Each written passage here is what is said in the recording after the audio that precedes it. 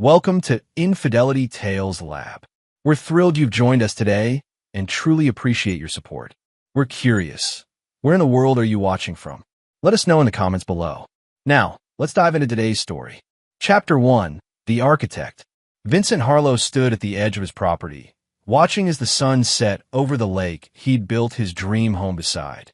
At 43, he had everything most men would envy: a successful architectural firm, wealth accumulated through years of disciplined work, and a wife who was the envy of his peers. Yet something felt hollow about their 15-year marriage to Diana. "Beautiful view," came a voice from behind him. Vincent turned to see his brother-in-law, Paul Lambert, walking toward him with 2 glasses of whiskey. "It should be. Cost enough to have this lot cleared just right," Vincent replied, accepting the drink. "Diana's inside, finalizing details for the reunion next week. You ready for the Lambert clan invasion?" Vincent took a long sip. "As ready as I'll ever be." The truth was, Vincent dreaded these gatherings. Diana's family, the wealthy, old-money Lamberts, had never fully accepted him. Despite his own success, they viewed him as an outsider who'd somehow tricked their princess into marriage. Only Paul treated him like a genuine brother. "How are things between you two anyway?" Paul asked, his voice careful. Vincent studied the amber liquid in his glass. "Fine. Busy. The Milan project has me traveling too much." "That's what I figured," Paul muttered, looking uncomfortable. "Listen, Vince." "Mr. Harlow." The moment was interrupted by Leon, Vincent's assistant, hurrying across the lawn. "I'm sorry to disturb you, but there's an urgent call from the contractor in Seattle." Vincent nodded at Paul. "Rain, check on that conversation." As he walked away, Vincent missed the troubled look on Paul's face, the look of a man who knew something devastating and couldn't decide whether to tell. Later that night, Vincent found Diana in their bedroom, organizing photo albums. "The Milan designs were approved," he said, loosening his tie. "I'll need to fly out next Tuesday." Diana didn't look up. "During the family reunion?" "We've had this planned for months, Vincent. It can't be helped. 3 days, then I'll be back." "You're always leaving," Diana said, her voice tight. "Everyone notices, you know. My mother asked if we were separated and just hadn't announced it yet." Vincent felt a flare of anger. "Maybe if your family weren't so judgmental about my work." "It's not just them," Diana interrupted, finally meeting his eyes. "I noticed too." Something in her gaze made Vincent pause. There was resentment there, but also something else. Guilt? Before he could pursue it, Diana's phone buzzed with a text.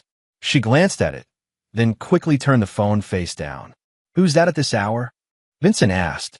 "Just Meredith about the catering," Diana answered too quickly. She stood up, gathering the albums. "I should get these downstairs." Vincent watched her leave, the tension in her shoulders obvious. He'd built a career noticing details, and lately, the details in his marriage formed a troubling pattern. Hushed phone calls, unexplained absences, emotional distance. He moved to the window, looking out at the massive oak tree they'd preserved when building the house. Diana had insisted on it, claiming it had character. Now its shadow loomed over their bedroom like a warning. The next morning, Vincent found an unfamiliar cufflink under their bed while retrieving a dropped pen. Silver with a distinctive blue stone, definitely not his. He pocketed it without comment, a cold feeling settling in his stomach. Over dinner that evening, he studied his wife's face, still beautiful at 40, with dark hair and the elegant features that had captivated him when they'd met at a charity function nearly 2 decades ago. They'd been seated at the same table, Vincent there to network for his fledgling firm, Diana representing her family's charitable foundation. "I think I'll stay the whole week for the reunion," Vincent said suddenly. "The Milan trip can wait." Diana looked up, surprise evident. "Really? What changed?" "I've been neglecting what matters," he said, watching her closely. "Time to correct that." A flicker of something, alarm, crossed Diana's face before she smiled. "That's wonderful. Everyone will be so pleased." Vincent nodded, taking a sip of wine. "I'm sure they will." That night, he lay awake, turning the foreign cufflink between his fingers in the darkness. Diana slept beside him, her breathing even. Vincent had built his success on careful planning and attention to detail. Now, those same skills would serve a different purpose. The architect would begin designing something new, the perfect unveiling of the truth. Chapter 2. The Reunion. The Lambert family reunion transformed Vincent and Diana's lakeside mansion into a showcase of forced smiles and whispered conversations. Diana flitted between groups like a socialite on stage, her laugh a pitch higher than natural. Vincent observed it all with newfound clarity, noticing the glances that followed his wife, the way certain relatives avoided his eyes. Vincent carried a crystal tumbler of bourbon as he navigated through clusters of Diana's family. The Lamberts had always been a tight-knit group, cousins who summered together in the Hamptons, uncles who brokered business deals over golf, and who maintained the social calendar with military precision. Despite 15 years of marriage, Vincent remained the outsider, the self-made man who'd climbed his way up without their pedigree. Vincent, darling, Diana's mother, Vivian Lambert, approached with her perpetual look of mild disappointment. Diana tells me you almost missed our gathering for work again. Plans change, Vivian, Vincent replied evenly. I wouldn't miss this. How thoughtful, she said with a thin smile. Have you met Diana's old friend Nolan? He's just returned from managing our family investments in Europe. Vincent turned to see a tall man with salt and pepper hair engaged in animated conversation with Diana across the room. She laughed at something he said, touching his arm longer than necessary. We haven't been formally introduced, Vincent said, his voice controlled despite the tightening in his chest. The man wore silver cufflinks with blue stones that caught the light. You must remedy that, Vivian said. Nolan Blackwell has been such a dear friend to our family for years. Practically grew up with Diana. Vincent watched as Diana leaned in to whisper something to Nolan, their heads close together. The body language between them spoke volumes. I believe I'll get a refill first, Vincent said, lifting his still full glass and walking away. In the kitchen, he found Paul mixing drinks away from the crowd. You look like hell, Paul commented. Nolan Blackwell, Vincent said flatly. Tell me about him. Paul paused mid-pour. Why? Because my wife is practically draped over him in my living room, and I found his cufflink under our bed. Paul cursed under his breath. I try to tell you, Vince. Been trying for months. How long? At least a year, maybe longer. Diana and Nolan were high school sweethearts before she met you. Her parents always hoped they'd end up together, old money marrying old money. When Nolan took the position in Europe 8 years ago, I thought it was over. He returned 6 months ago. Vincent's hand tightened around his glass. And everyone knows, not everyone, but many suspect. Paul hesitated. The family has always been protective of Diana. They see you as temporary, Nolan as inevitable. The weight of this betrayal, not just by Diana, but by her entire family, settled over Vincent like concrete. He'd been building a life while they waited for it to crumble. I appreciate your honesty, Vincent said finally. What will you do? Vincent's eyes turned cold. Observe. For now. The next day, Diana gathered everyone in the grand living room for a special presentation. Vincent watched from the periphery as she stood before the assembled family, radiant in a blue dress that matched her eyes. Thank you all for coming to our home, Diana began. This reunion is special, not just a gathering, but a celebration of our family's history and connections. Assistants passed out leather-bound books to each family member. Vincent received his last. I've created memory books for everyone who matters, Diana announced with a smile. Each one is personalized with photos and memories specific to your place in our family. Vincent opened his book to find blank pages except for a sticky note that said, maybe try being present next year. He looked up to see Diana watching him, challenge in her eyes. The room fell silent as people noticed the exchange. Vincent felt dozens of eyes on him, waiting for his reaction, the outsider being publicly humiliated. Across the room, Nolan Blackwell smirked behind his champagne flute. Vincent closed the book calmly. Without a word, he placed it on a side table and walked out, ignoring the whispers that erupted behind him. He drove aimlessly for hours, the humiliation burning through him. When he finally returned home well after midnight, The house was quiet. He went to his study and locked the door, pulling out the evidence he'd been gathering. The Cufflink screenshots of text messages he'd discovered by accessing Diana's cloud backup, hotel receipts. Vincent had built his career by understanding structure, knowing exactly where pressure points existed and how much weight they could bear before failing. Now, he would apply that knowledge differently. It was time to design a collapse. Chapter 3. The Scream. The morning after the memory book incident, Vincent emptied Diana's side of their master bedroom closet. Every designer dress, every pair of shoes, every piece of jewelry he'd given her over 15 years, all removed. In their place, he installed a single, custom-made item. Then he left the house before dawn, telling no one where he was going. The reunion continued without him, the Lambert family filling his home with laughter that didn't include him. Diana made excuses for his absence. Her smile strained as relatives offered sympathy for her difficult marriage. Nolan Blackwell was particularly attentive, his hand finding the small of Diana's back when he thought no one was looking. What they didn't realize was that Vincent had installed new security cameras throughout the house before leaving. Cameras that fed directly to his private server. Vincent checked into the lakeside inn under a different name and watched the feed from his laptop.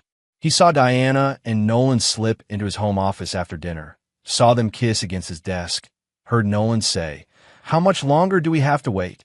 Diana's answer, "The paperwork is with my lawyer.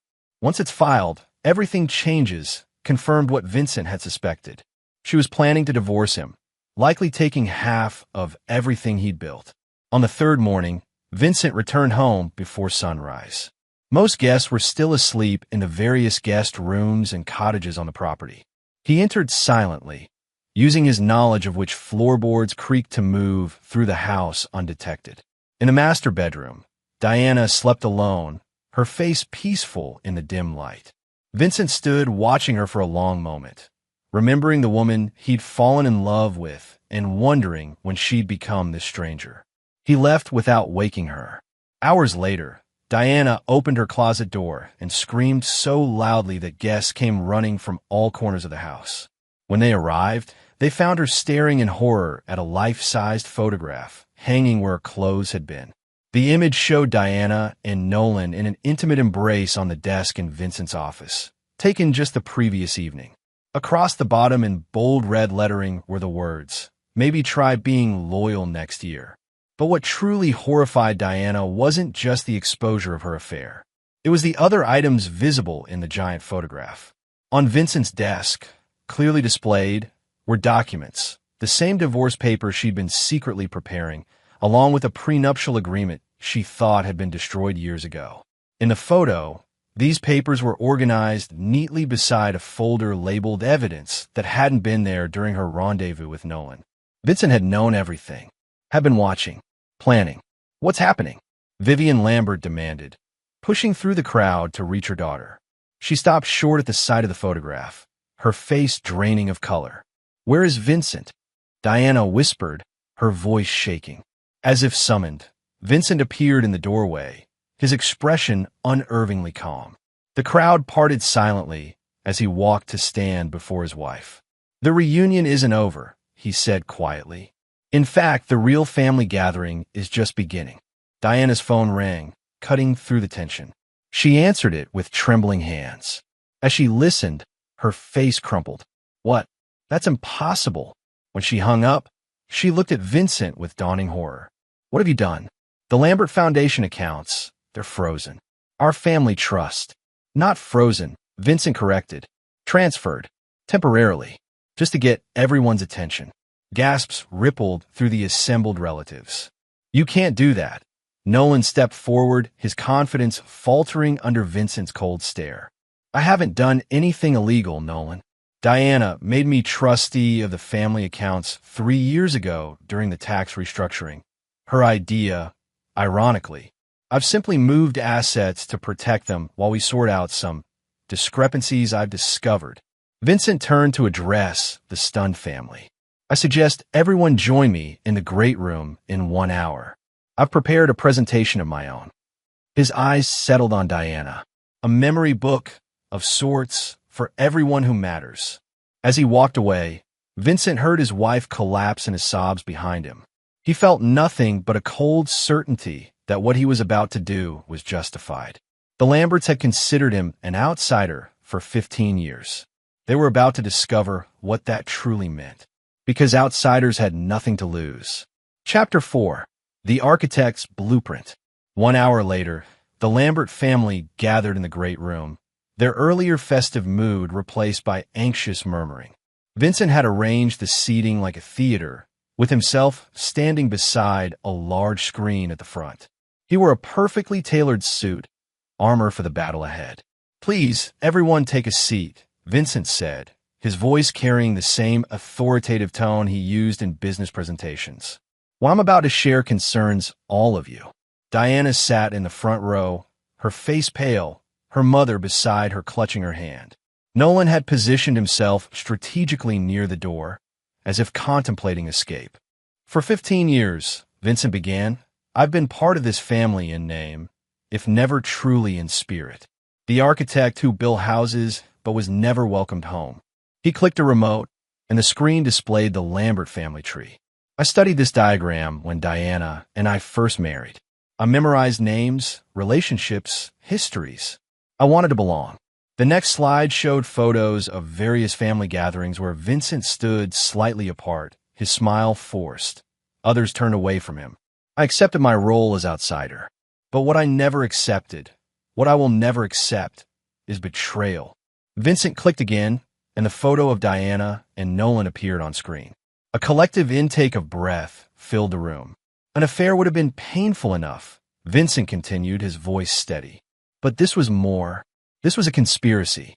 The next slides revealed text messages between Diana and various family members discussing Vincent as a temporary inconvenience, planning how his eventual departure would restore the natural order.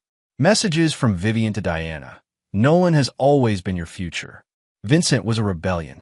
From cousins offering to hide assets before the split. From Diana's father discussing how to minimize what Vincent could claim. "You weren't just expecting our marriage to fail," Vincent said, looking directly at Vivian. "You were ensuring it." Diana stood up shakily. "Vincent, please." "I'm not finished," he cut her off, his voice sharp enough to make her sink back into her seat. "Each of you played a role in this deception, and now each of you will face consequences precisely matched to your involvement." He clicked to the next slide, which displayed the organizational chart of the Lambert family businesses and foundation. "As Diana's husband, I've been given surprising access over the years. Signatures on documents when Diana was too busy. Authority granted during tax restructuring. Power of attorney for certain accounts when international transfers were needed. Small things that seemed inconsequential at the time." Nolan stepped forward. "Whatever you think you've done, our lawyers will undo it by tomorrow." Vincent smiled thinly. "Your lawyers can certainly try. But understand this.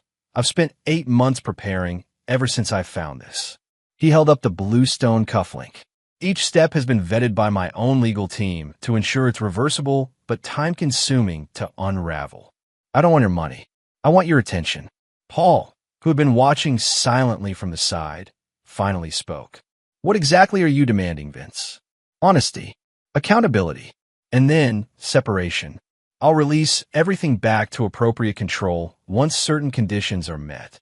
Vincent clicked to a new slide showing a document titled Separation Agreement. "This isn't a divorce settlement.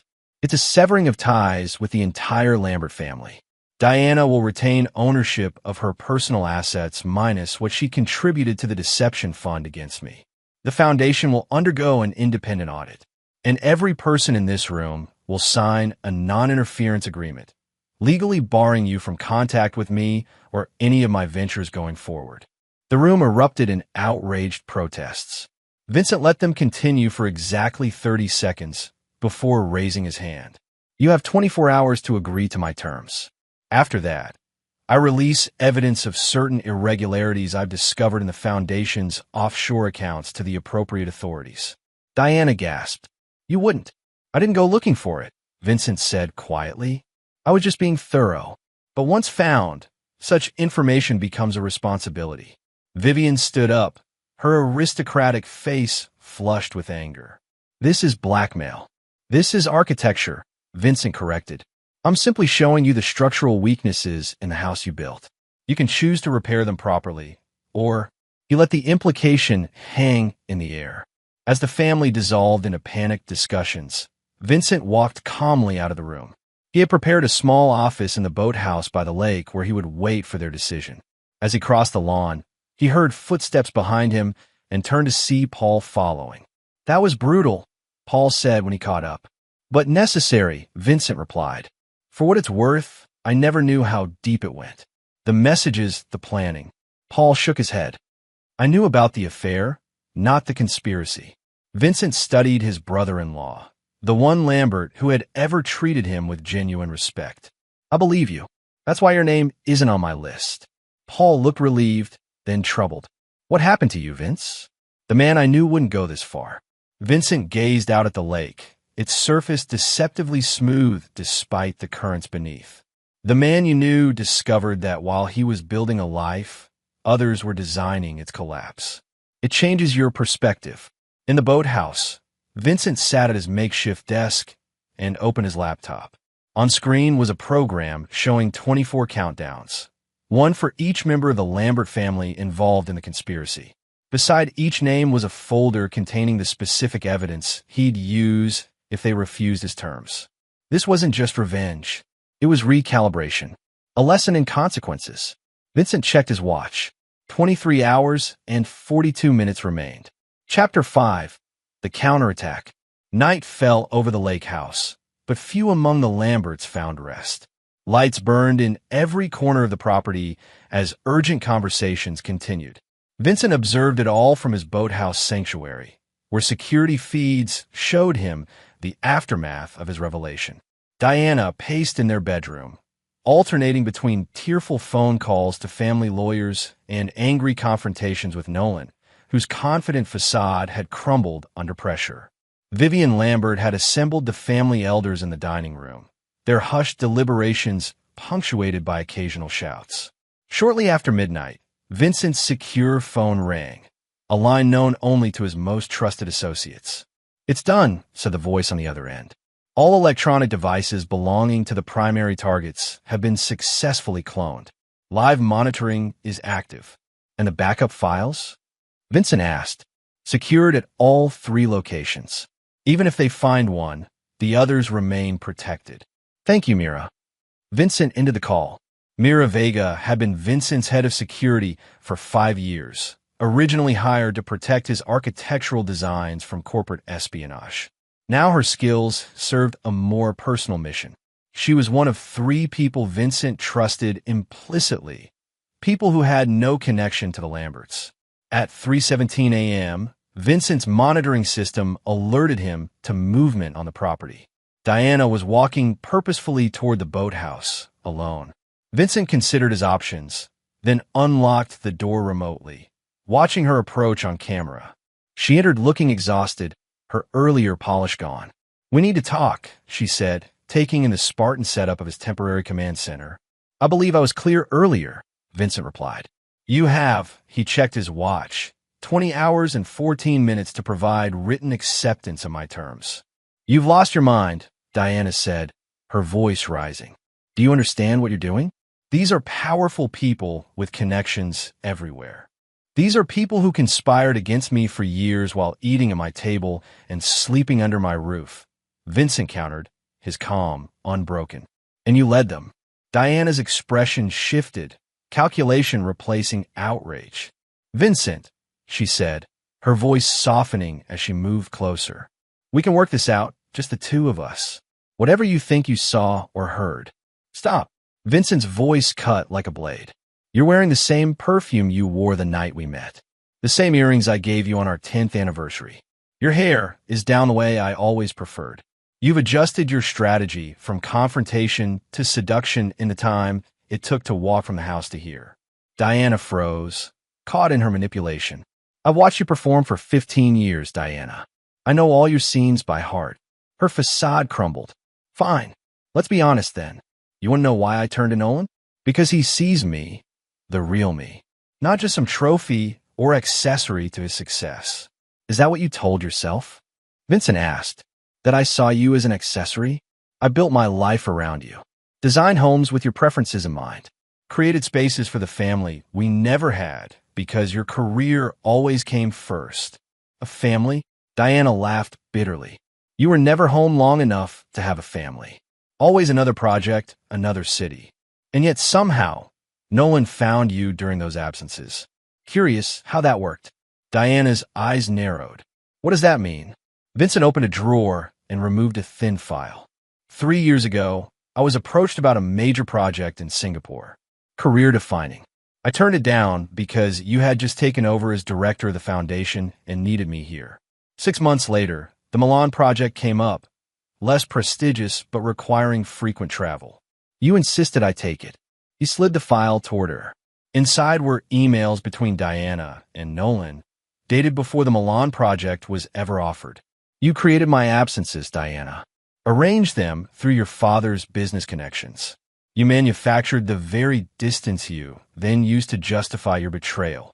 Diana stared at the evidence, her carefully constructed narrative collapsing. How long have you known? Does it matter? Vincent closed the file. What matters is what happens now.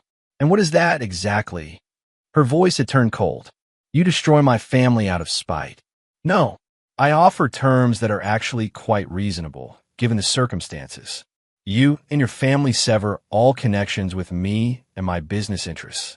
I return control of the foundation and accounts. We all move forward separately. Diana studied him. And if we refuse, then I do what any responsible citizen would do when they discover financial irregularities in a charitable foundation. I report them. You'd really do that? After 15 years. Vincent met her gaze steadily. 15 years during which you and your family plotted against me? Yes, I would.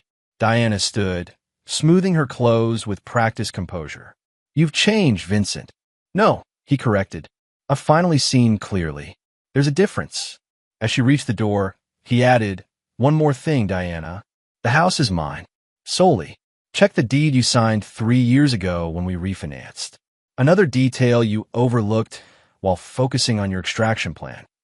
Diana's face showed genuine shock for the first time. That's impossible. It's architecture, Vincent replied. The details matter. After she left, Vincent allowed himself a moment of exhaustion. He had expected Diana's midnight approach, had prepared for it, but the emotional toll was still significant. What he hadn't expected was the knock that came just 30 minutes later. This time, it was Nolan Blackwell who entered the boathouse, his handsome face set in determined lines. I've come to make a deal, he said without preamble. Vincent leaned back in his chair. You have nothing I want. I have information about who else was involved. Things even you don't know. Nolan's confidence was returning. Diana isn't the mastermind you think. There are others who've been working against you from the beginning. Vincent studied the man who had been sleeping with his wife. You'd betray the Lamberts to save yourself. I'd provide additional context that might influence how you distribute consequences, Nolan corrected smoothly. For appropriate considerations. Vincent almost admired the man's shamelessness. What kind of considerations? Immunity from whatever you're planning. A guarantee that my name stays out of any public disclosures. And, Nolan hesitated, then plunged ahead, access to your Singapore contacts. I know you turned down the project, but you made connections there. The request confirmed what Vincent had suspected. Nolan wasn't just after Diana. He was after Vincent's professional network, his hard-earned business relationships. Sit down, Vincent said, gesturing to a chair. Tell me about these others I don't know about. For the next hour, Vincent listened as Nolan detailed a wider conspiracy than even he had uncovered, involving Diana's cousins in banking, her father's political connections, even Paul's wife, Melissa. With each revelation, Nolan grew more animated, clearly believing he was purchasing his immunity. When Nolan finally finished, Vincent nodded thoughtfully. That's very comprehensive. So we have a deal? Nolan asked eagerly. No. Vincent pressed a key on his laptop, and a room filled with the playback of Nolan's entire confession. But I appreciate your contribution to my evidence file. Nolan's face contorted with fury. You son of a... I choose my next words carefully, Vincent interrupted. Everything in this room is being recorded. And unlike you, I only make deals I intend to honor. After Nolan stormed out, Vincent sent the recording to his secure server and updated his countdown files with the new information. The architect's blueprint was becoming more detailed by the hour. As dawn broke over the lake, Vincent watched the main house through his window.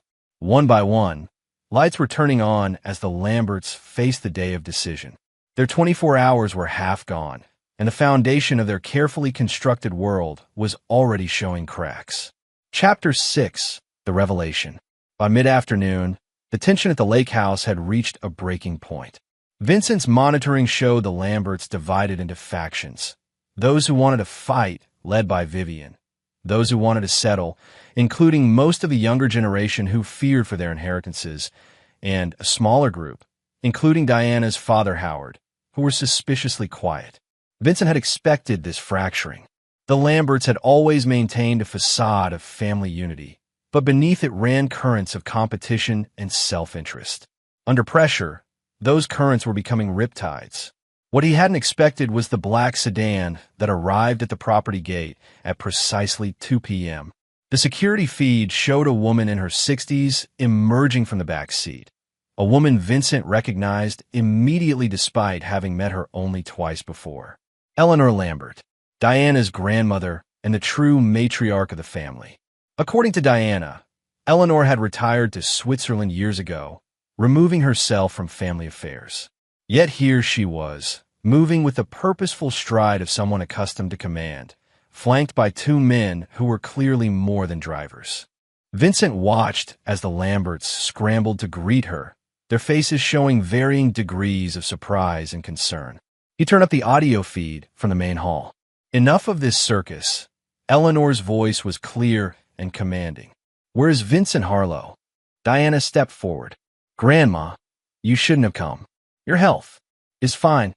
Eleanor cut her off. "I've spent 10 hours on a plane because my family is too incompetent to handle a single architect without creating a spectacle. Now, where is he?" Vincent smiled despite himself. He'd always wondered where Diana's steel came from. Now he knew. He sent a text to the phone of Eleanor's driver, the boathouse. "Come alone." 15 minutes later, Eleanor Lambert entered Vincent's temporary headquarters, declining his offer of assistance with a wave of her hand. She surveyed the space with shrewd eyes before settling into the chair across from him. "Mr. Harlow," she said, "it seems you've caused quite a commotion in my family." "Mrs. Lambert," Vincent acknowledged. "An unexpected pleasure." Eleanor snorted. "Save the pleasantries. I'm told you've frozen our foundation, threatened my grandchildren with financial ruin, and turned my granddaughter's affair into a public spectacle. Normally, I would have my lawyers bury you." She paused, studying him. "But I've always believed in understanding one's adversaries directly." "A philosophy I share," Vincent replied. "Then understand this. The Lambert legacy spans 5 generations. It has weathered wars, depressions, and scandals that would destroy lesser families. Whatever grievance you have with Diana or her parents, the foundation serves thousands through its charitable works. Are you prepared to damage that legacy for revenge?" Vincent considered his response carefully. Eleanor Lambert was not someone to underestimate. "With respect, Mrs. Lambert, I'm not the one who put the foundation at risk. The irregularities I discovered in the offshore accounts, the commingling of personal expenses with charitable funds, the undisclosed transfers, those existed before I found them." Eleanor's expression didn't change, but Vincent noticed her fingers tighten slightly on her cane. "What exactly did you find?" Instead of answering directly, Vincent turned his laptop toward her. On screen was a folder labeled Foundation Audit. "This contains everything." The creative accounting began 3 years ago, primarily through accounts managed by Howard and Vivian. Diana either didn't notice or chose not to question it. Eleanor reviewed the documents silently, her face growing more severe with each page. After 10 minutes, she closed the laptop with a decisive movement. "How many people know about this?" "Currently? Just me, my legal team, and now you." Eleanor nodded slowly. "And your demands?" "I understand there's a separation agreement. Complete severing of ties between myself and the Lambert family. Return of certain personal assets. Non-interference clauses. All quite standard for a situation like this. There is no standard for a situation like this, Mr. Harlow, Eleanor said dryly. But your terms are more reasonable than I expected. She tapped her cane thoughtfully. What about Diana? Diana receives what she brought into the marriage, minus funds used in planning against me. The house remains mine, as per the deed she signed. No alimony, no ongoing financial entanglements. And you believe she'll accept this? Vincent's expression hardened. She has approximately 8 hours to decide. After that, the irregularities I discovered become matters of public record. Eleanor studied him with new intensity. You're not bluffing. No. May I ask a personal question, Mr. Harlow? Vincent inclined his head in permission. Did you ever love my granddaughter? The question caught him off guard. He considered deflecting, but found himself answering honestly. Yes, deeply, for many years. And now I see her clearly. Eleanor nodded, seeming to find something satisfactory in his answer. She rose to her feet with surprising grace for her age. I'll need copies of those files. Vincent raised an eyebrow. May I ask why? Because, Mr. Harlow, while you've been planning your revenge, you've overlooked something important. The foundation isn't just Diana's concern or Howard's pet project. It's my life's work. Her voice took on a harder edge. And I do not appreciate discovering that my son and his wife have been using it as their personal piggy bank. Vincent felt a shift in the dynamic between them. You didn't know? No, Eleanor admitted.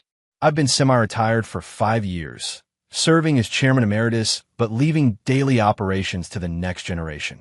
Clearly, that was a mistake. She extended her hand. The files, please. Vincent transferred copies to a secure drive and handed it to her. What will you do? My family will sign your separation agreement, Eleanor said decisively. Every one of them, including Diana. You'll release the foundation funds back to proper control. My control, not Howard's or Vivian's. And the irregularities you discovered will be corrected internally, without public disclosure. And why would I agree to that modification? Eleanor's smile was thin. Because, Mr. Harlow, I can offer you something more valuable than public vindication. I can offer you the truth about your marriage, a truth even you haven't discovered yet. Vincent felt a chill of premonition. What truth? Sign these revised terms first, Eleanor said, producing a document from her handbag. Then we'll talk. Vincent reviewed the modifications, minor adjustments to the foundation oversight provisions, a clause establishing Eleanor as interim director during restructuring, and a confidentiality agreement covering the financial irregularities. The core of his demands remained intact. He signed. Eleanor took the document and nodded with satisfaction. A wise decision. She moved toward the door, then paused. Come to the main house at 7 p.m. The family will be assembled. Bring your files, all of them. After the signing, we'll have our private conversation. And if I find your truth insufficient, Eleanor's eyes were suddenly cold. Mr. Harlow, in my 82 years, I have never failed to deliver on a promise. The truth I offer will change how you see everything that's happened, including your own role in it. After she left, Vincent sat motionless, replaying their conversation. Eleanor Lambert was everything Diana had described years ago, formidable, shrewd, and utterly in command. But what truth could she possibly reveal that he hadn't already uncovered in his months of investigation? At his computer, Vincent made a final review of his evidence files. Each Lambert family member had their own folder containing specific evidence of their involvement in the conspiracy against him. Diana's was the largest, Vivian's a close second. Howard's contained primarily financial documents. Paul's was nearly empty, confirming his limited involvement. Vincent had been meticulous, leaving nothing to chance. Yet Eleanor's confidence suggested he had missed something crucial. At precisely 7 p.m., Vincent entered the main house for the first time since his initial confrontation with the family. He carried a secure briefcase containing backup drives of all his evidence. The great room had been transformed into something resembling a corporate boardroom, with the Lambert family seated around a long table. Eleanor sat at the head, Diana to her right, Howard and Vivian to her left. The atmosphere was funereal as Vincent took his designated seat at the opposite end of the table. Before him lay multiple copies of his separation agreement, modified as per his arrangement with Eleanor. "We are gathered to resolve the unfortunate situation that has developed," Eleanor began, her voice commanding instant attention. "Each person at this table will sign the agreement before them. There will be no discussion, no negotiation, and no dramatics. Is that clear?" The family murmured their assent, though Vivian looked ready to object until silenced by Eleanor's pointed stare. "Vincent has agreed that upon execution of these documents, all financial controls will be returned to the Foundation under my direct oversight. All evidence of certain irregularities will remain confidential, provided the terms of this agreement are strictly observed going forward." One by one, the Lamberts signed the documents passing around the table. Diana's hand trembled slightly as she added her signature, her eyes never meeting Vincent's. Nolan, seated at the far corner, signed last, his expression a mixture of resentment and relief. "It is done," Eleanor announced when the last copy reached her. She handed the stack to one of her assistants, who promptly left the room. "Now, I must ask everyone except Vincent and Diana to leave us. What follows is a private family matter." Vivian began to protest, but Howard gripped her arm, shaking his head slightly. The room emptied until only Vincent, Diana, and Eleanor remained. "Grandmother, I don't understand," Diana said, her voice uncharacteristically uncertain. "No, you don't," Eleanor agreed. "Neither of you do. But it's time you did." She opened a slender folder she'd kept beside her throughout the meeting.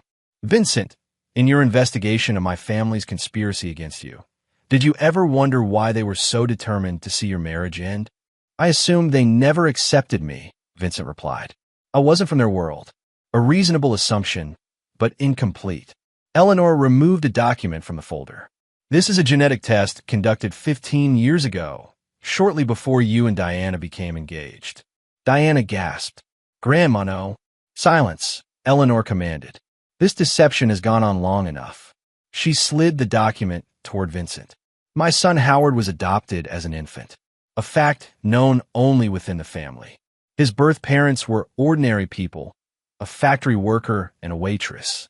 When Howard and his wife had Diana, they raised her as a Lambert in every way, including the family's obsession with bloodlines and heritage."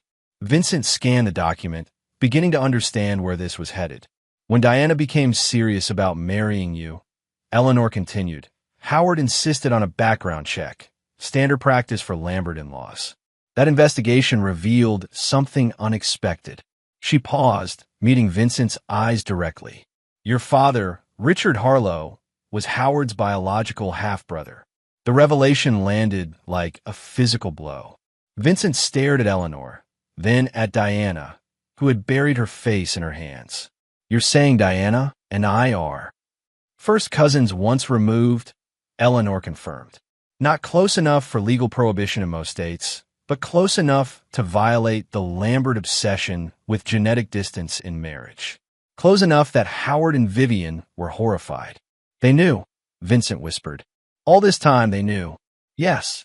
"They opposed the marriage privately, but feared the scandal of revealing why. When you persisted, they reluctantly agreed, believing the marriage would eventually fail naturally." "But it didn't," Diana said, finally looking up. Her face was streaked with tears. "We were happy, Vincent. For years, we were happy. Until Nolan returned," Vincent said, the pieces falling into place. "And your parents saw an opportunity to correct what they viewed as a mistake." Eleanor nodded. "They encouraged the reconnection, facilitated meetings, created opportunities. Not just because they preferred Nolan's pedigree, but because they truly believed ending your marriage was correcting a wrong." Vincent sat back, absorbing the implications. "Did you know Diana? About our connection?" Diana shook her head, her eyes pleading. "Not until after we were married. Mother told me during an argument 2 years in. She said explained why we couldn't." She faltered. "Couldn't have children," Vincent finished for her. "The years of fertility treatments, the disappointments, the eventual decision to stop trying, all cast in a new and disturbing light.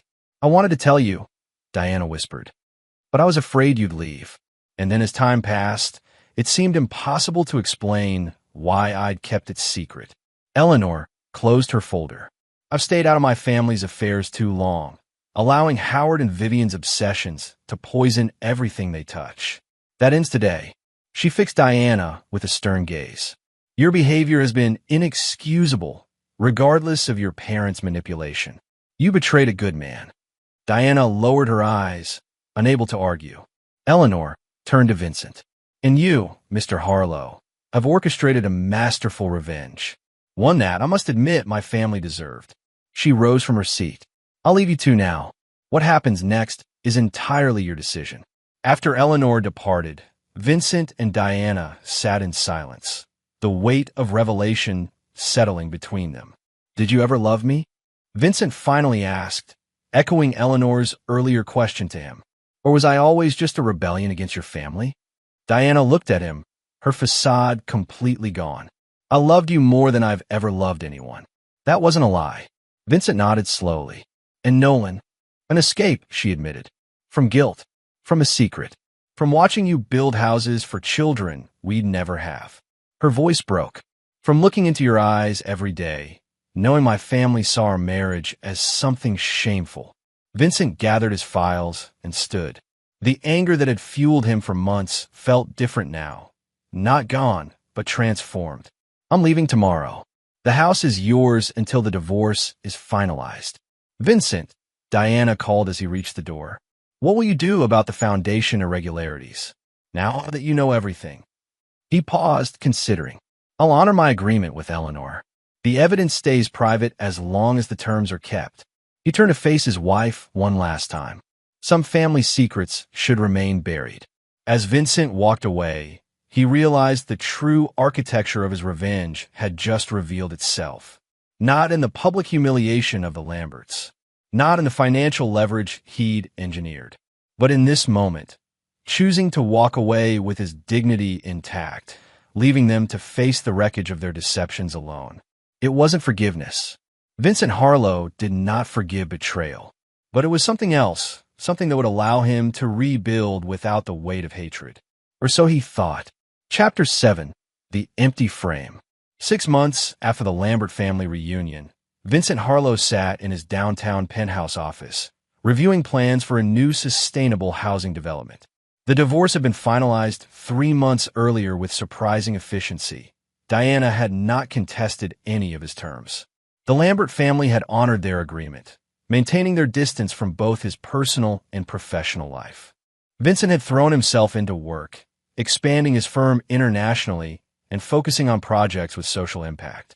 Outwardly, he appeared to have moved on completely. Those who knew him before noted a new hardness beneath his professional demeanor, but attributed it to the natural aftermath of a difficult divorce. Only Vincent knew that beneath his composed exterior, a final phase of his plan was unfolding, one that Eleanor Lambert's revelations had not deterred but rather refined. A knock at his door interrupted his thoughts. Mira Vega entered, closing the door carefully behind her. "It's confirmed," she said without preamble. "The Lambert Foundation fundraising gala is scheduled for next Friday at the Metropolitan. All primary targets will be in attendance." Vincent nodded. "And our access?" "Secured. The new security company they hired after firing their previous team is actually a subsidiary of ours, operating under a different name. The staff has been infiltrated as planned. The digital assets, ready for deployment. Once activated, the presentation will override their planned program. There's no way to stop once it begins." Vincent studied the architectural renderings on his desk, not of buildings, but of destruction. A different kind of blueprint. "And there's no way to trace it back to us?" Mira shook her head. "The system is designed to self-destruct after execution. All paths lead to internal Lambert servers. They'll suspect, of course, but they can't prove anything." "Good," Vincent said. "Proceed as planned." After Mira left, Vincent moved to the window overlooking the city. The conversation with Eleanor had changed his understanding of the conspiracy against him, but not his determination to see justice done. The Lamberts had manipulated his entire marriage, treated him as genetically tainted, conspired to remove him, all while smiling at his dinner table. The agreement he'd signed protected them from exposure of the financial irregularities he'd discovered, but it said nothing about their other secrets. Vincent opened his private safe and removed a small object wrapped in velvet cloth. Unwrapping it revealed a sterling silver picture frame, elegant but empty. No photograph, just vacant space behind the glass. He'd commissioned it specially, an exact replica of the frames the Lamberts used for their family portraits. He traced its edge thoughtfully. 1 week until the gala. 1 week until the Lamberts understood that some debts could never be paid in full. On the night of the gala, Vincent did not attend in person. Instead, he watched remotely from a hotel suite across town, surrounded by monitors showing various angles of the Metropolitan's Grand Ballroom. The Lambert Foundation's annual fundraiser was their most prestigious event, attended by New York's elite and covered by society press. This year's theme was Legacy and Future, a celebration of the Foundation's history under the renewed leadership of Eleanor Lambert. Vincent observed the arrivals with clinical detachment. Howard and Vivian Lambert, looking slightly diminished from their positions of influence. Various cousins and extended family, still wealthy, but more cautious after the financial restructuring Eleanor had imposed. Nolan Blackwell, now officially engaged to Diana after a suspiciously brief courtship following her divorce. And finally, Diana herself, resplendent in a gown that cost more than most people's monthly salary. Her smile practiced as she greeted donors and posed for photographs. To anyone else, she appeared the perfect philanthropic heiress. To Vincent, who knew every micro-expression of her face, she looked haunted. All systems ready, came Myra's voice through his earpiece. She was on site, disguised as catering staff. Program begins in 15 minutes. Vincent checked his watch. Proceed. The gala's formal program began with Eleanor Lambert taking the stage to welcome guests. At 82, she remained commanding, her voice strong as she spoke of the Foundation's renewed commitment to transparency and impact. Tonight is about honoring our past while embracing our future, Eleanor said, unaware that her carefully planned speech was about to be derailed. The Lambert legacy continues through our work in communities across. The lights dimmed unexpectedly. The large screens flanking the stage, intended to show a promotional video about the Foundation's accomplishments, flickered and went dark momentarily.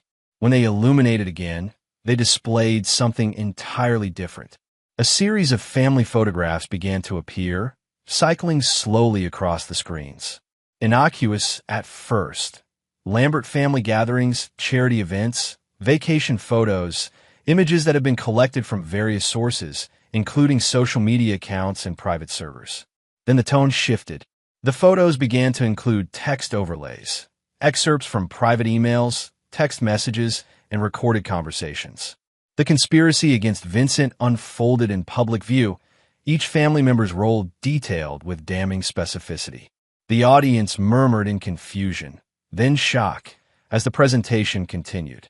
Howard Lambert instructing Nolan on how to reconnect with Diana. Vivian Lambert discussing the genetic situation with a family doctor.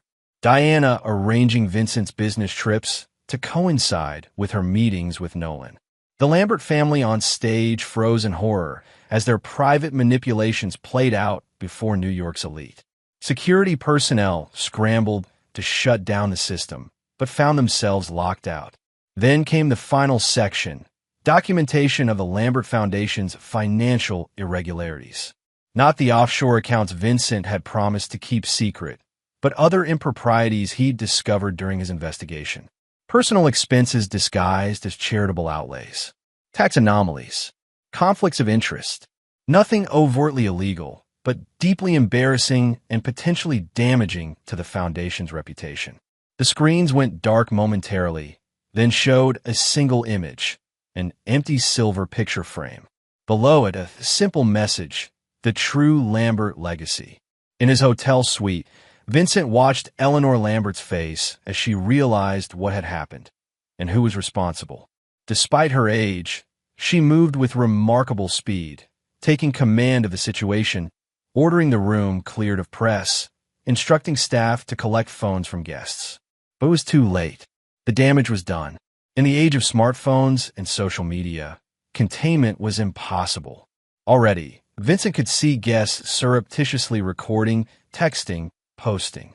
The Lambert reputation, built over generations and fiercely protected, was collapsing in real time. Vincent closed his laptop and poured himself a measure of whiskey. The execution had been flawless. No technical glitches, no premature exposure, no traceable connection to him. And he had kept his promise to Eleanor, technically. The specific offshore account irregularities remained confidential. He had simply exposed everything else. His phone rang, a private number few people possessed. Vincent answered, already knowing who it would be. "You broke our agreement," Eleanor Lambert said, her voice tight with controlled fury. "I honored every word," Vincent replied calmly. "Review the document." I agreed not to disclose the specific financial irregularities we discussed. I made no promises about other discoveries or about the family's personal conduct. A long silence followed. "I underestimated you, Mr. Harlow. A common mistake in your family. This vindictiveness doesn't suit the man I met 6 months ago. The man who seemed ready to walk away with dignity." Vincent's voice hardened. "That man learned something important after your revelation, Mrs. Lambert. He learned that your family didn't just conspire against him out of snobbery or social climbing. They conspired because they believed he was genetically inferior, tainted by connection to the very bloodline they protected so fiercely." Another silence, then. "What do you want now? More money? Control of the foundation?" "I want nothing from you. Not anymore." Tonight wasn't about leverage or negotiation. It was about truth. The truth your family tried to bury for generations. That your precious legacy is built on hypocrisy and manipulation. Eleanor's voice, when she finally spoke again, contained something Vincent had never heard before: defeat. "I hope this brings you peace, Vincent. Somehow, I doubt it will."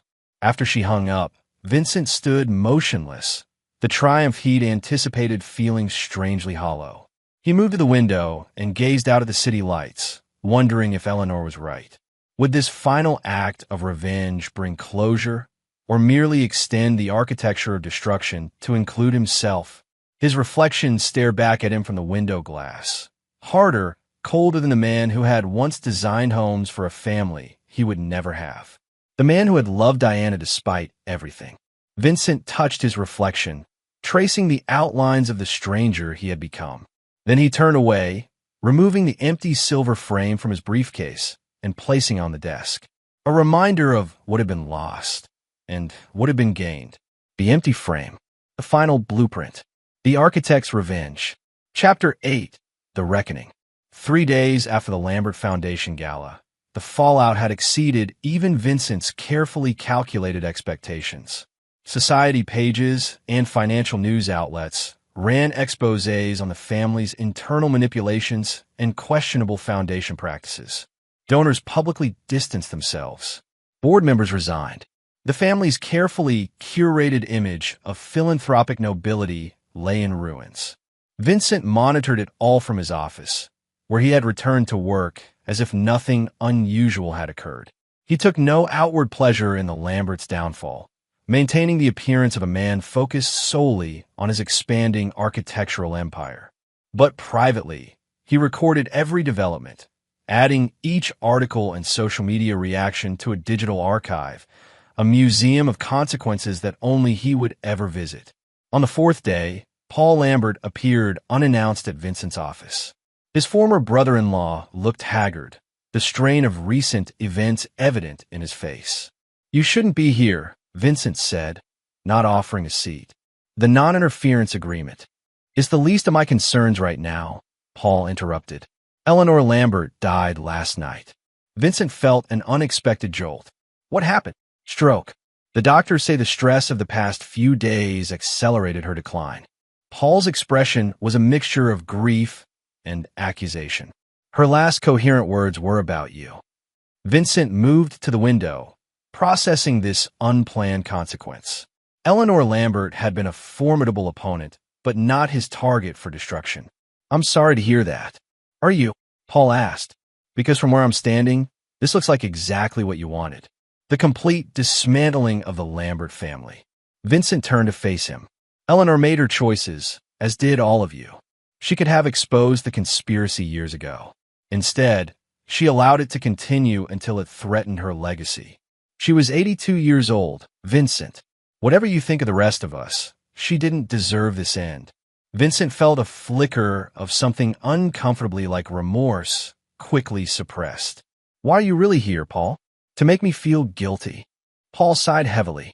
I honestly don't know. Maybe to understand. The Vincent I knew, the man I considered a friend, wouldn't have gone this far. The Vincent you knew discovered that his entire marriage was built on a foundation of lies. That his wife's family considered him genetically tainted. That his brother-in-law knew and said nothing. I told you about the affair, Paul protested, but not about why my in-laws were so determined to end my marriage. Not about my biological connection to Howard. Not about the years of manipulation. Vincent's voice remained calm, but his eyes were cold. You let me believe it was simple elitism, not eugenics. Paul looked away, unable to deny the accusation. What happens now? With Eleanor gone, Howard takes control of the family interests again. He's already talking about retaliation. Against me? Vincent raised an eyebrow. I suggest he consult his lawyers first. I still have evidence I didn't release. This won't end, will it? The damage will just keep spreading. Vincent returned to his desk, a clear dismissal. You made your choice years ago, Paul. You chose your blood family over truth. Now live with the consequences, as I have lived with mine. After Paul left, Vincent sat motionless, Eleanor's death casting an unexpected shadow over his victory. He had planned for every contingency except this. The death of the one Lambert he had developed a grudging respect for. That evening, Vincent received a message from Diana. I need to see you. One last time. He almost ignored it. Their divorce was final, their lives separated. But curiosity, and something else he refused to name, made him agree to meet at a neutral location, a quiet bar in Tribeca known for its privacy. Diana arrived, looking nothing like the polished socialite from the gala. Her face was bare of makeup, her clothing simple, her eyes shadowed by grief. She slid into the booth across from Vincent without greeting. Grandmother's funeral is on Sunday, she said after ordering a whiskey. The family is in chaos. Father is drinking again. Mother hasn't left her room in 2 days. I didn't intend for Eleanor to die, Vincent said, surprising himself with the admission. Diana studied him. But you intended everything else. Yes. Why? After the divorce, after the separation agreement. Why wasn't that enough? Vincent considered his answer carefully. There are betrayals that change who you are at a fundamental level. Your family didn't just end our marriage, Diana. They made a mockery of 15 years of my life. They decided my genetic connection to Howard made me unworthy, while presenting themselves as paragons of moral authority. And now you've destroyed that authority completely. Diana's voice was hollow. Congratulations. Don't pretend you were an innocent bystander, Vincent said, his tone hardening. You knew about our connection for 13 years and said nothing. You let me believe our fertility issues were bad luck or biology, not your deliberate choice based on genetic fears. You orchestrated my business travel to facilitate your affair. Diana flinched but didn't deny it. I've lost everything, Vincent. Is that enough for you? You haven't lost everything. You still have Nolan, your trust fund, your family name, tarnished but intact. Nolan left yesterday, Diana said quietly, when the foundation scandal threatened his own business interests. It turns out his devotion had practical limits.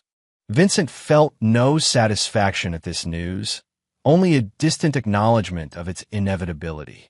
I'm sorry. Are you? Diana laughed bitterly. This is exactly what you planned. No, Vincent corrected. I plan to expose the truth. The consequences are the natural result of your family's actions, not my design. They sat in silence, the weight of their shared history filling the space between them. Finally, Diana spoke again, her voice softer. Do you remember the house you designed for us in the early years? The one with the nursery overlooking the garden? Vincent nodded. It had been his most personal project, a home designed specifically for the family they planned to have. They had sold it after 5 years of failing to conceive, the empty nursery a constant reminder of what they couldn't achieve. I went back there last week, Diana continued. The new owners let me see it. They've turned the nursery into a home office. All traces of our dreams gone. She looked up, her eyes bright with unshed tears. That's what you've done to my family, Vincent. You've erased our legacy, turned it into something unrecognizable. Your family did that themselves, Vincent replied, unmoved. I simply held up a mirror. Diana studied him, really seeing him perhaps for the first time since their separation. You've changed. There's nothing left of the man I married. That man died the day he discovered his marriage was a sham. Diana finished her drink and stood. Goodbye, Vincent. I won't contact you again. She paused before leaving, reaching into her purse to withdraw a small object wrapped in tissue paper. She placed it on the table without explanation and walked away. After she was gone, Vincent unwrapped the package. Inside was a silver cufflink with a distinctive blue stone, the match to the one he'd found under their bed all those months ago. With it was a note in Diana's handwriting. Some patterns can't be broken. Some architecture can't be redesigned. Vincent stared at the cufflink, understanding the message. Diana was acknowledging the symmetry of their destruction, how they had broken each other in ways that could never be repaired. That night, in his penthouse, Vincent opened his private safe and took out the empty silver frame. He placed the cufflink inside, behind the glass, a small, glittering artifact of everything he had lost and everything he had destroyed. A memorial to victory, a monument to emptiness. The architect's final design. Chapter 9. The Legacy. 1 year to the day after the Lambert Foundation Gala, Vincent Harlow stood on the observation deck of his newest project, a striking mixed-use tower that architectural critics were already hailing as revolutionary. From this height, the city sprawled before him, a testament to human ambition and design. His professional success had reached unprecedented levels in the past year. The publicity surrounding his divorce and the subsequent Lambert scandal had paradoxically enhanced his reputation. The brilliant architect who had survived a conspiracy by one of the city's most powerful families. New clients sought him out, fascinated by both his designs and his mythology. Vincent had leveraged this interest strategically, focusing his firm on sustainable development projects that would outlast scandal and gossip. His name would be attached to structures that improve communities, not just adorn skylines. It was a legacy built on creation rather than destruction. Yet despite his professional triumphs, Vincent lived a deliberately solitary existence. He maintained no social media presence. He declined interviews about his personal life. He attended industry functions only when absolutely necessary, arriving late and leaving early, avoiding the inevitable questions about the Lamberts. The few who worked closely with him noted how he had changed, still brilliant, still demanding excellence, but with a coldness that hadn't existed before. The architect had rebuilt himself as meticulously as he designed his buildings, eliminating vulnerabilities, reinforcing boundaries. Today, however, was different. Today, Vincent had agreed to the one meeting he had been avoiding for months. "Impressive view," came a voice behind him. Howard Lambert emerged from the elevator, looking older than his 65 years. The scandal had accelerated his aging, deepening the lines in his face, whitening his hair almost completely. "Thank you for meeting me," Howard said when Vincent didn't immediately respond. Vincent nodded, maintaining his position at the glass wall. "Your message said it was important." "It is." Howard moved to stand beside him, gazing out at the city. "The Lambert Foundation is being dissolved. After Eleanor's death and the revelations, the board voted for complete disbandment. The remaining assets will be distributed among other charitable organizations." Vincent absorbed this information without visible reaction. A practical solution. Yes. Howard seemed to gather himself before continuing. "I'm dying, Vincent. Pancreatic cancer. 6 months, maybe less." This did elicit a response. Vincent turned to study his former father-in-law, the man who had orchestrated much of the conspiracy against him, the man who shared his blood through a connection neither had known about until it was too late. "I'm sorry to hear that," Vincent said finally, and meant it. Death had a way of putting even the most elaborate revenge into perspective. "Before I go, I needed to tell you something. Something even Eleanor didn't know." Howard's hands trembled slightly as he gripped the railing. "The genetic test, the one that showed our biological connection, it was wrong." Vincent went very still. "What are you saying?" "After you and Diana became engaged, I had the test done privately. The results showed we shared a paternal bloodline. I was disturbed. The Lamberts have always been obsessed with genetic distance in marriage. It's an old family neurosis dating back generations." Howard took a labored breath before continuing. "I told Vivian and a few others. We agreed Diana couldn't know. She was too much in love with you to be rational. We thought the marriage would naturally fail given the pressures of your career and Diana's social obligations. But it didn't," Vincent said, his voice dangerously quiet. "No, you were surprisingly compatible. When Diana confided in us about your fertility issues years later, I saw an opportunity. I suggested more tests. Vivian told Diana about our supposed connection, implying it explained your conception difficulties." Vincent's hands clenched. "You manipulated your own daughter into believing she couldn't safely have children with her husband?" Howard didn't flinch from the accusation. "Yes, it's the worst thing I've ever done. And the test was wrong. I had another done 3 months ago, after a confrontation with Diana following the foundation scandal. She demanded the truth about everything. This test was more comprehensive, using newer technology." Howard reached into his jacket and removed a document. "We aren't related, Vincent. Different genetic markers entirely. The original test had a sampling error." Vincent took the paper, scanning the technical details with growing comprehension. All those years of believing they couldn't have children for genetic reasons. A complete fabrication based on a flawed test and a family's obsession with bloodlines. "Does Diana know?" he asked finally. "Yes. I told her when I received the results." Howard's voice broke slightly. "She hasn't spoken to me since." Vincent folded the document carefully, his mind calculating the implications of this final revelation. "Why tell me now? What purpose does this serve except to compound the damage?" Howard looked suddenly older, more fragile. "Because I'm trying to set right what I can before I die. Not for forgiveness, I don't expect that, but for truth. Something my family should have valued more than appearances." They stood in silence, the city continuing its relentless pace below them, indifferent to their personal drama. "What will you do with this information?" Howard asked eventually. Vincent considered the question. The revelation changed nothing and everything. It couldn't restore 15 years of marriage built on lies.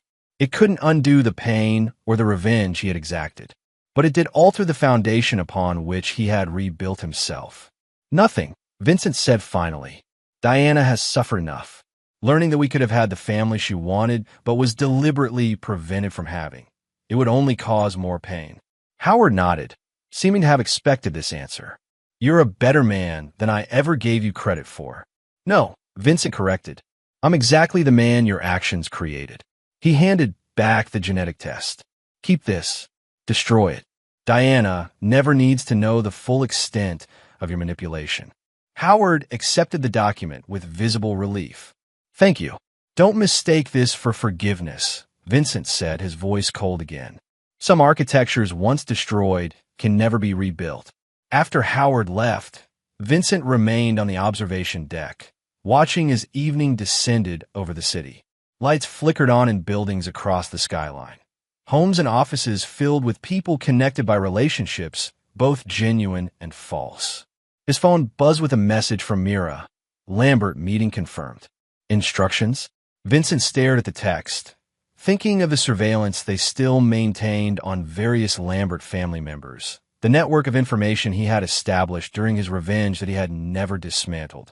With a few words, he could resume his campaign against them, armed with this new betrayal. Instead, he typed, "Terminate all monitoring. Delete archive data. Project concluded." Myra's response came immediately. "Confirmed. Effective when?" Vincent looked out at the city once more, at the buildings he had designed and the countless others he would create in the years ahead. His legacy would not be defined by revenge, but by what he chose to build from this moment forward. Effective immediately, he replied. That night, Vincent returned to his penthouse and opened the safe where he kept the silver frame containing Nolan's cufflink. He removed it, studying the artifact of his revenge, this empty frame that had come to symbolize the hollowness of his victory.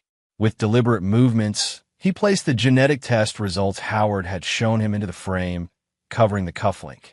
Then he sealed the back and hung it on his bedroom wall, not as a trophy but as a reminder that the truest revenge wasn't in destroying others, but in refusing to let their actions define him. Vincent Harlow, the architect who had designed his own downfall and resurrection, finally understood the most important principle of his craft. What endured wasn't what you tore down, but what you chose to build in its place. The empty frame was empty no longer, and neither was he. And there you have it. Another story comes to an end. What did you think?